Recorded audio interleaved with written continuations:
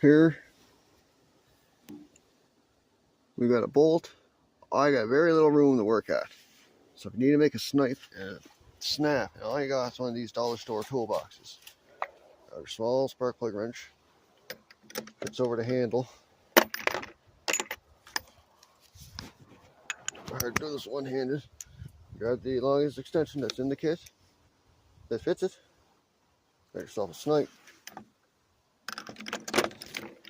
Let's try it. Let's try this out. Put your wrench and your ratchet on the problem child. There we go. Oh.